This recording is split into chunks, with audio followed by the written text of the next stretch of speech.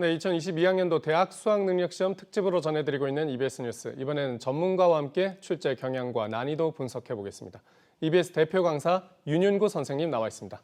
안녕하세요. 안녕하세요. 네. 선생님, 수능 출제본부에서 올 수능의 출제 목표, 변별력보다는 교육과정 정상화에 뒀다 이런 말을 했습니다. 네. 이것이 국어는 지금 시험지가 공개된 상황인데 실제 난이도 어떻게 보십니까? 9월 모평에서 난이도 조절을 조금 제대로 하지 못했던 것들을 생각하면 실제 수능 국어에서는 다소 어렵게 출제되었을 확률이 높습니다. 다만 최근 모평 결과들을 토대로 해서 보면 재학생들한테는 다소 좀 어렵게 느껴질 거고요. 재수생들에게는 좀 평이하게 출제되었다라고 예상을 할 수가 있을 것 같습니다. 네. 이번에 국어는 또 처음으로 선택 과목이 도입돼서 주목받고 있는데요. 언어와 매체, 화법과 작문 이렇게 두 가지입니다. 출제본부는 이 두 과목 사이의 난이도 격차 줄이려고 노력했다 이렇게 말을 하는데 실제로는 어땠을까요? 이제 두 과목에 있어서 대체로 이제 언어와 매체는 조금 난이도가 높은 편이고 화법과 작문의 난이도가 가장 낮게 나타나는 편입니다. 그러니까 6월과 9월에서 나타난 선택 과목 간의 격차를 좀 해결하기 위해서 교육과정평가원에서 나름 노력을 좀 했겠지만 현실적으로 두 과목의 유불리를 조절한다라고 하는 것이 과목의 난이도를 조절하는 것만으로는 거의 불가능하거든요. 그러니까 결과적으로는 큰 차이가 날 수밖에 없었다라고 말씀드릴 수 있을 것 같습니다. 특히 9월 모평을 좀 분석을 해보면 국어가 조금 쉽게 출제되면서 선택 과목 간의 표준 점수 최고점 차이가 줄어들었거든요. 3점으로. 근데 1등급 비율은 격차는 더 벌어지게 되었다라는 점을 확인한다면 올해 국어 난이도를 좀 고려했을 때는 표준 점수 최고점의 차이는 6월 모평 수준 5점 정도로 나타나게 될 것 같고요.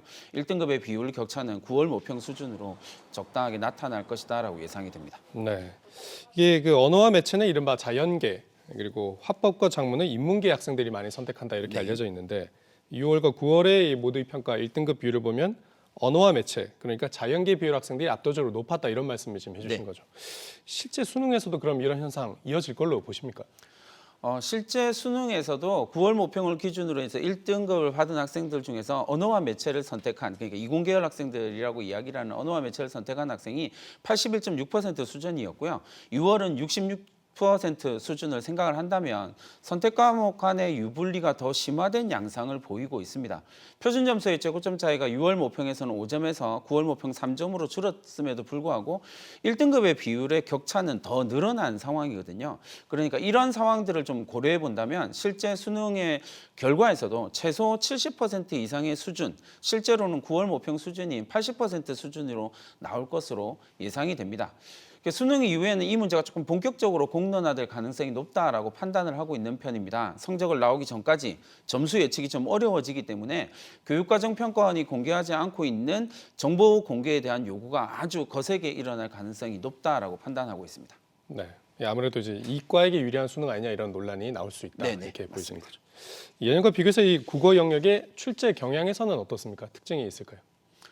예년과 비교한다면 전체적으로 이제 첫 수능이 형태이기 때문에 공통 선택 과목이라고 하는 첫 번째 유형의 수능이라는 점에서 가장 큰 특징을 좀 찾아보는 게 필요할 것 같습니다. 점수의 예상이나 난이도 측면에서는 여러 가지 좀 어려움이 있을 것이다라고 예상이 되지만 국어 선택 과목을 어떻게 선택했느냐에 따라서 어느 정도 결과가 예측되는 측면이 있다라는 점에서는 구조 자체가 조금 아쉽다라고 말씀을 드릴 수밖에 없을 것 같습니다.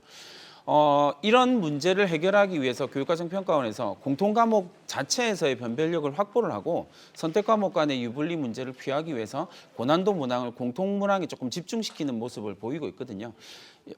이번 수능 국어를 분석을 해보면 독서 파트가 여전히 핵심 변수가 되고 있다. 특히나 출제된 해결 변증법 같은 문제들은 학생들에게 매우 어렵게 느껴질 수밖에 없는 부분이다라는 감안을 하면 그렇게 예측이 될 것 같고요. 화법과 작문 문학의 영역에서는 신유형과 고난도 문항이 조금 집중되는 양상을 보이고 있습니다.